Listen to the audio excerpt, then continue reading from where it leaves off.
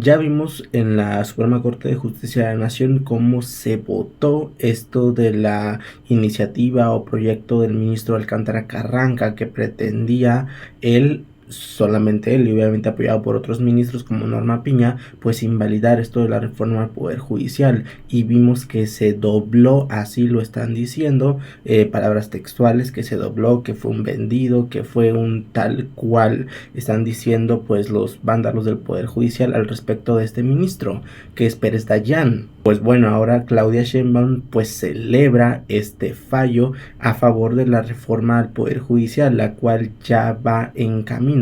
Obviamente ya está promulgado, pero esto refuerza que esta reforma al Poder Judicial no sea pues trastocada, tocada o modificada por el Poder Judicial, por Norma Piña.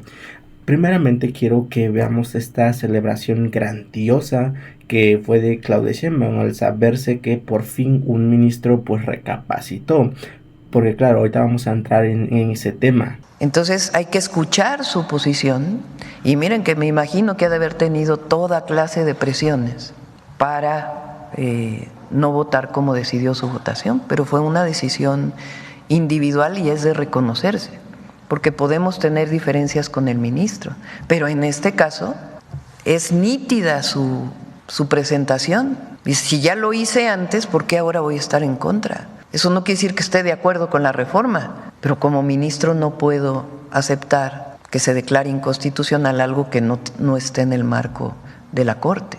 Los vándalos del Poder Judicial en sí, ellos están diciendo ahora que el ministro Pérez Dayán, este ministro que tampoco ha sido un gran pues un gran personaje porque se ha burlado de muchas cuestiones. Una vez dijo que cuando él fuese despedido tal vez se pondría a vender tamales en una esquina.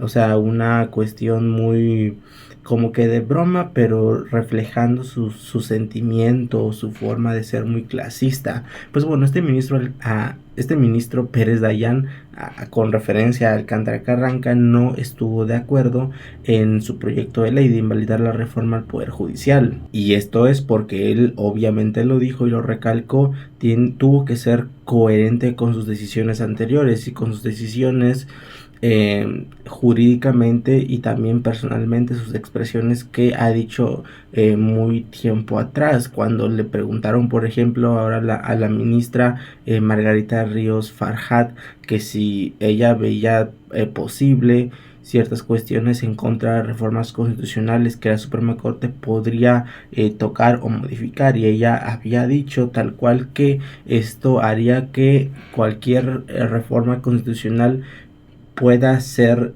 tocada, pueda ser modificada por la Suprema Corte. Por lo tanto, al final ya no sería el Poder Ejecutivo o Legislativo quien podría legislar y hacer las reformas constitucionales, sino que sería la Corte. Si en su opinión debería existir o sería válido alegar la inconstitucionalidad de una reforma constitucional. Yo creo que no, porque ¿qué sucedería aquí? No nada más que existe pues, jurisprudencia de la Corte en el sentido que no, sino de fondo, el fondo político. Entraría la Corte a sustituir la soberanía del constituyente.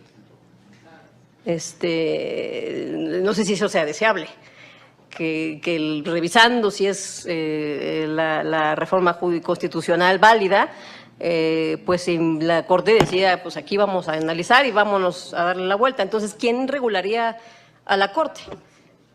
Y la Corte entonces tendría la posibilidad de sustituirse en la voluntad soberana del Poder Constituyente. Si les gusta a la minoría, a la mayoría, algunos sí, algunos no, eso fue lo que se pactó. Y deben hacer, el pacto siempre lo debe armarse en la soberanía del legislativo. El judicial lo que tiene que hacer es respetar ese pacto. No puede negarse a sí misma estos análisis que son a favor y en nombre del pueblo de México. Tampoco puede esta corte negarse a pronunciarse sobre una consulta jurídica muy interesante y valiosa y que conforme a la ley orgánica debe conocer. Siendo así, muy respetuosamente, yo no encuentro razón jurídica para impedir en este momento ese análisis. Por favor, escuche lo que dijo el ministro Pérez Dayán, el cual ahora Noroña pues lo llamó héroe de la nación o larga vida Pérez Dayán, le dijo. Escuche esto. por más que me trate de convencer a mí mismo de lo contrario, resolver en el sentido que propone la propuesta sería, lo digo con todo respeto y exclusivamente en el fuero de mi propia persona, responder a una insensatez llevada irresponsablemente al texto supremo con otra insensatez equivalente, al forzar el ejercicio de una facultad que no me fue conferida en el conocimiento de una acción de inconstitucionalidad.